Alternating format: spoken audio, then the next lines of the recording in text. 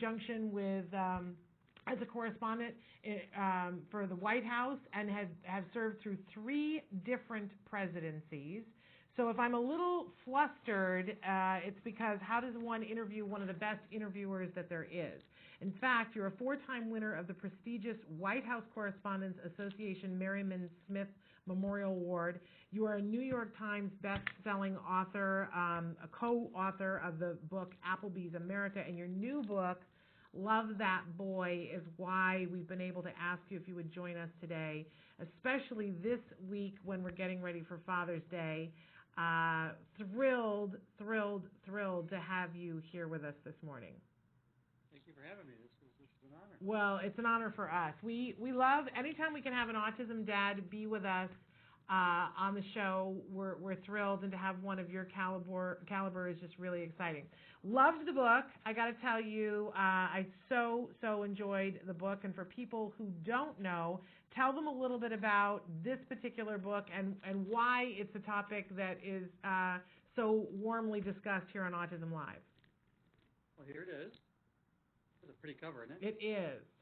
What happened was my wife, as we're walking out of the doctor's office after Tyler, our youngest child, was diagnosed at age 12 with Asperger's syndrome, she told me, you got to step up. You got to spend more time with him, and you got to get out in the world with him, because these things that we had thought were uncomfortable to him, like shaking hands and looking people in the eyes and knowing when he's losing people's attention, having a conversation, we just learned were actually unnatural to him, because of this thing that we had never heard of, Asperger's syndrome, and barely knew much about the autism spectrum. So literally in the car on the way home, she concocted this idea that I would take him to presidential sites and libraries, because Tyler's obsession at the time, among other things like animals, was social science and history. And the presidency is what kept me away from the family so much and away from him.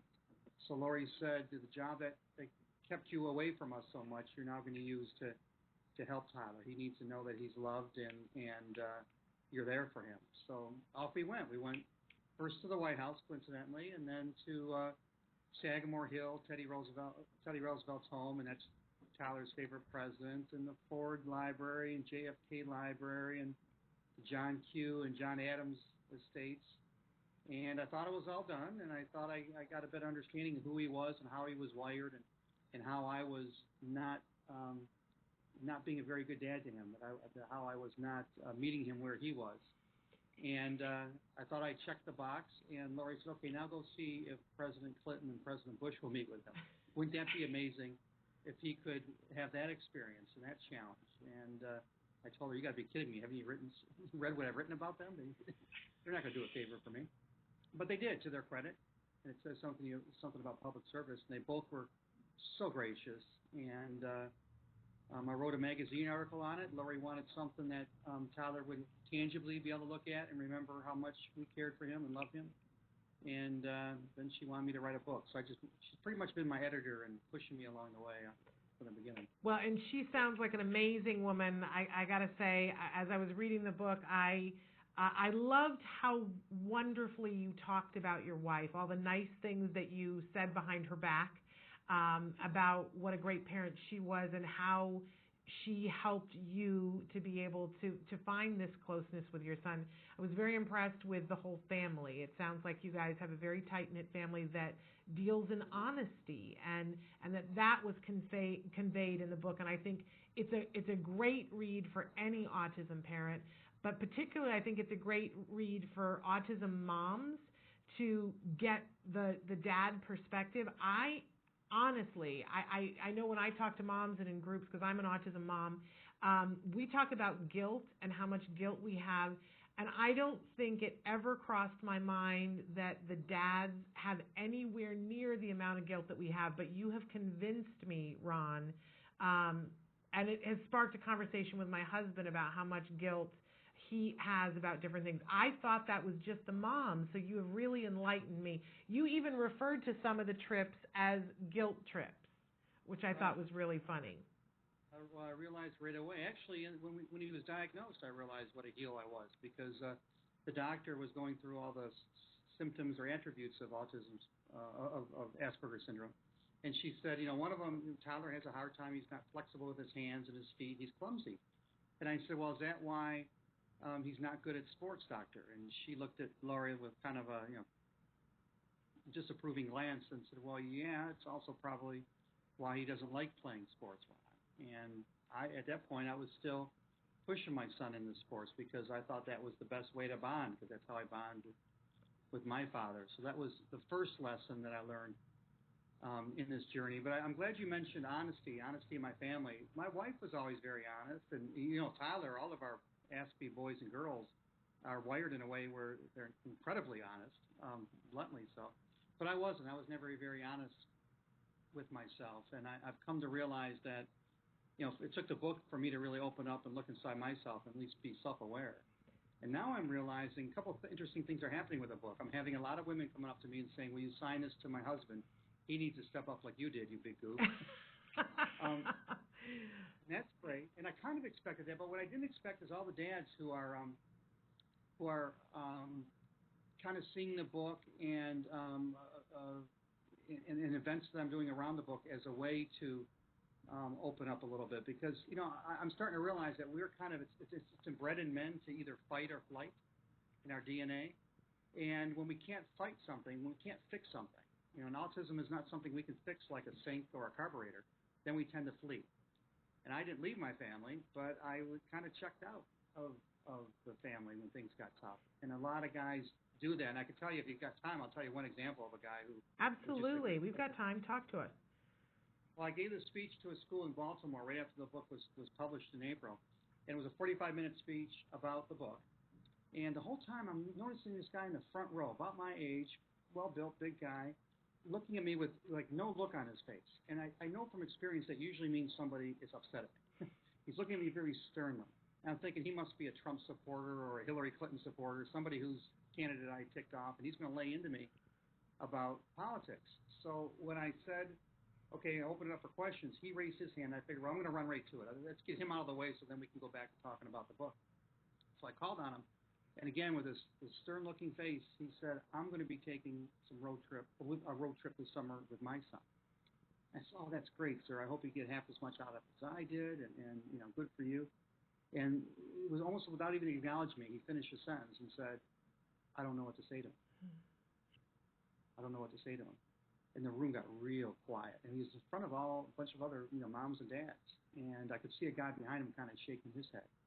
And I realized, that's the problem with us. We don't, us guys, and I'm probably overgeneralizing, but we don't know what to say to our kids. We don't even know what to say to each other. You get 4 or 5 guys together and we're going to talk about sports. We'll talk about work. But you don't kibitz about your kids. You certainly don't admit that you're having trouble connecting with one of your kids or helping one of your kids. Moms do all that. And so therefore we kind of check out. And if the book does one thing, I hope it tells guys that, hey, set aside your guilt and don't use that as an excuse. Set aside your ignorance and your failures, because you can't be any more ignorant or more of a failure than I was. And do the simple things. Just be with your children more. Even when if you have to work a lot, when you're home, make sure you're more there than most of us are. Talk to your wife. Make sure you put your wife or your partner first, even ahead of your children, because that partnership is so important, and it's so fragile when we have special needs kids. And I think your book is a wonderful roadmap for those parents who don't know what to say, because we get to work through it with you, how everything starts to tumble for you until you get to the big epiphanies about who your child is and who you are. I think you've really started a conversation that's evident about how much the role of fatherhood has changed. And you talk in the book about the love that you had for your father and who he was and what your relationship. And in particular, you talk so much about expectations of what you thought fatherhood was going to be and who you thought your child was going to be and who you thought you were going to be in that relationship. And none of it quite worked out the way you expected, did it? Isn't that funny? My dad, when I started writing it, he wasn't even a figure in the book, but he got real sick and then eventually died while I was writing it. And as I was crawling inside myself, I realized how much of me was a part of him. And he ends up being a pretty big part in the book, and a hard part for me still to read. But I got a wonderful editor named Heather Jackson, and I was really struggling with the book, and she was the one who came up with the idea on the expectations and said, take every chapter should be devoted to one expectation. And at the beginning of that, and inside that chapter, delve into the expectation that you had around that theme. Talk to other parents and how they're dealing with that expectation, and what's the social science behind the expectation and the pressures that come with it. So the first chapter is we expect our kids to be normal, whatever the heck that is, right? None of our kids are normal. We expect them to be, the second chapter is we want them to all be geniuses.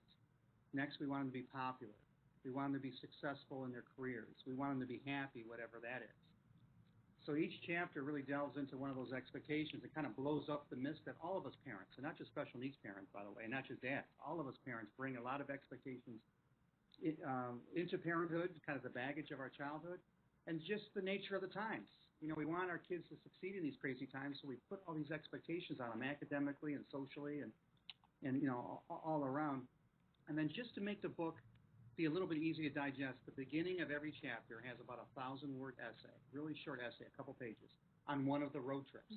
And it's a road trip that kind of, the theme kind of ties into the chapter itself. For example, Tyler and I talked about happiness at Monticello, the home of Thomas Jefferson, who of course wrote about the pursuit of happiness. So that little piece is the top of the chapter on happiness. It's really beautiful. I have to say, it's beautifully written, and it really lets us get inside the relationship and how things unfold. I think you did a beautiful job of laying it out. I want to talk a little bit for a second about one of the things that was really stunning to me when you talk about him being diagnosed at the age of 12. And this is something we talk about on the show a lot. It doesn't matter what age a child is diagnosed. Every single parent expresses at some point about, oh, if only, what if this had happened and then maybe my child would have gotten the diagnosis earlier. And people attribute it to all kinds of things. There are parents that English isn't their first language and they say, oh, if only I understood English, maybe my child would have been diagnosed. And I'd like for you to talk a little bit about, because here you are, this incredibly articulate person who has a wonderful command of the English language. You're obviously uber intelligent, at the top of your field, access to all kinds of experts, and your child was 12, and you had some feelings about that and some guilt about maybe if you had done something different. Could you talk to our audience about that? Yeah. With Asperger's syndrome, the earlier, in any form of autism, the earlier you can get to them, the more effective the treatment is. We waited too long, in part because we were ignorant. We didn't know a lot about autism, and he was an enchanting, precocious, brilliant, high vocabulary, funny, little prince in our home. His two older children in our family are girls.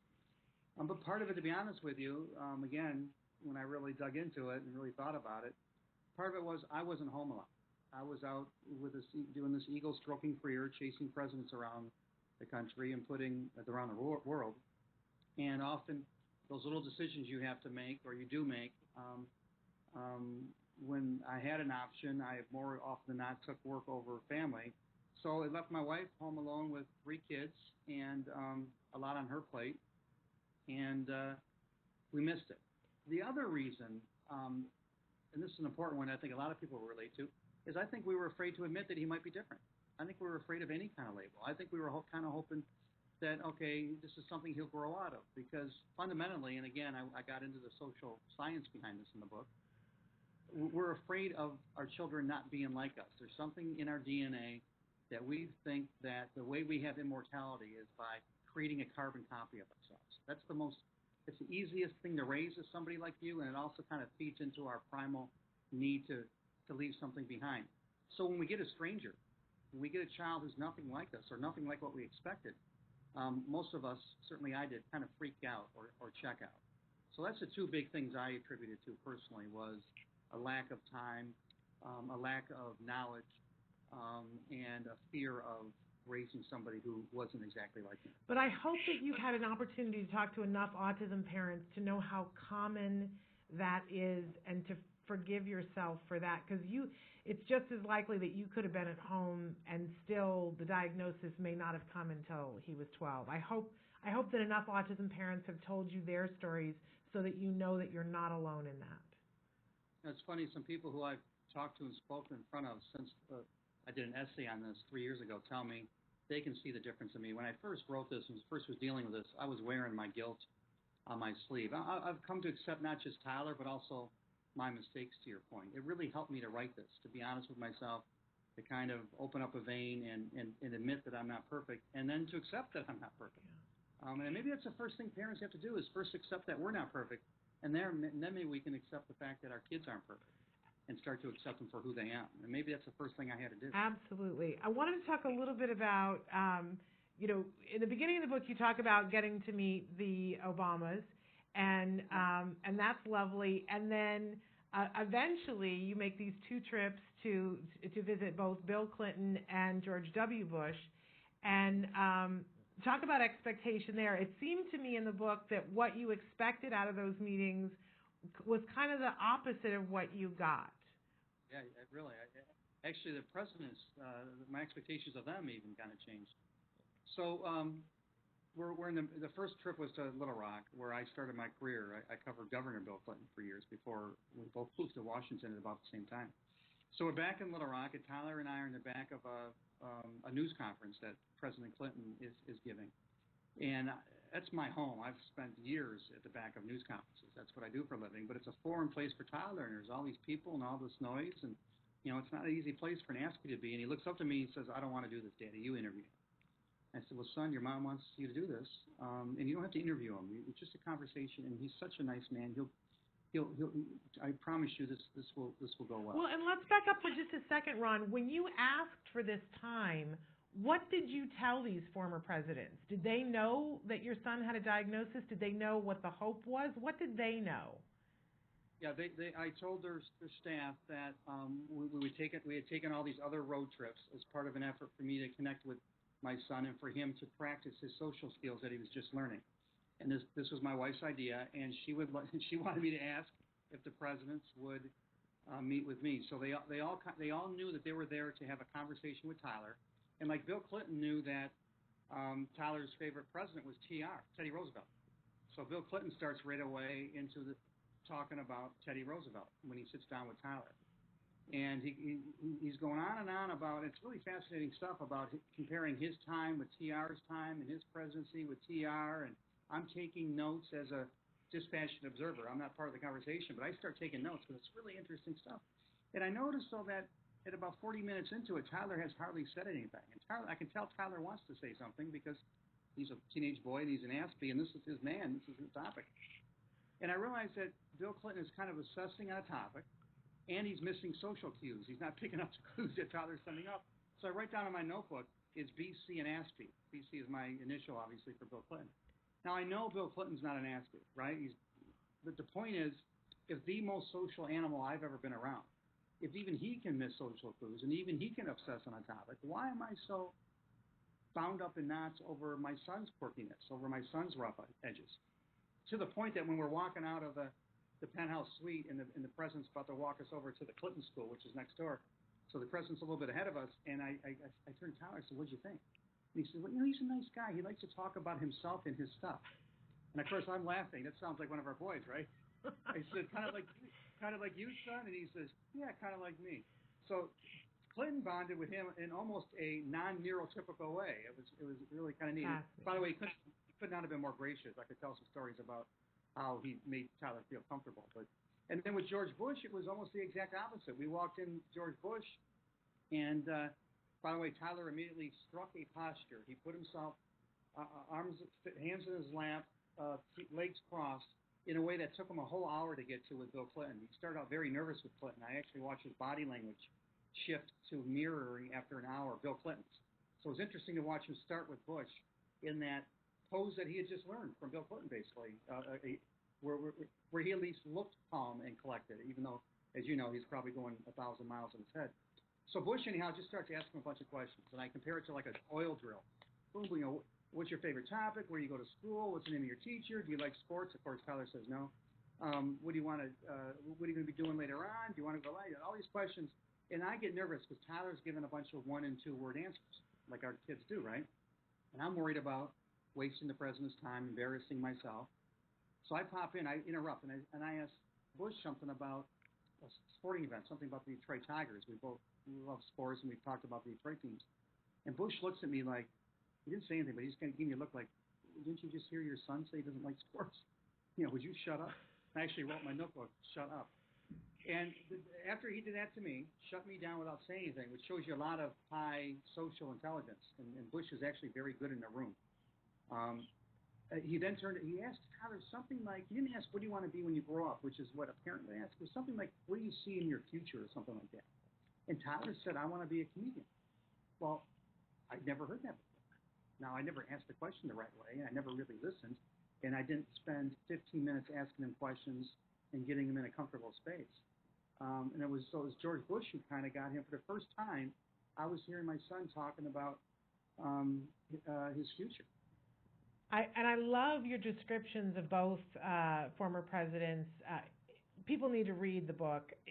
There's so many levels. I love your description of George W. Bush talking to him as though he's drilling and drilling and drilling until he can find the subject that hits paper, which I think so many of us feel sometimes when we're engaged in a conversation with someone who's on the autism spectrum. We're looking for what's the and I love the comparison to it being drilling. So when you read it, see what he does when he hits pay dirt. It was interesting how he then cultivated that conversation in a way that would not have been intuitive to me. It's worth reading just to see how Bush handled it once he hit on it. Absolutely. Absolutely. And then what was fascinating to me was that from time to time you shift and talk about other moments or a memory of something with your dad or with your wife. And you talked specifically about 9/11 and about having missed it on 9/11 in terms of being a husband and a dad, which I thought was particularly poignant for anybody who has their own obsession, the thing that they love to do, which clearly you love your work. And then this thing happens, 9/11, and the interaction between you and your wife. And I have to be honest, I'd read the part where you had written the question about is BC an ASPE, and then as I was reading your description of 9/11, I have to be honest that I wrote into my Kindle, is this where Ron is a little bit on the spectrum? Because I believe that we're all somewhere. Exactly. And so because the driven way in which you looked at 9/11 and compartmentalized it so that you weren't thinking about what was happening from your wife's perspective, I was like, oh, is that where, and you agree? Yeah, I'm just starting to realize that. I think I got a little OCD, and I'll get fixated on something like this. And you mentioned and I agree with you completely. We're all on the spectrum somewhere. That's the conclusion I make coming out of the Clinton interview. You mentioned the 9/11. Earlier you mentioned, and thank you, that I have a lot of experience doing interviews. Yeah. The best interview and most important interview I've ever done in my life was one date night. My wife and I, we have a date night every Friday night. I brought a tape recorder when we were starting this project, and I interviewed her for 90 minutes.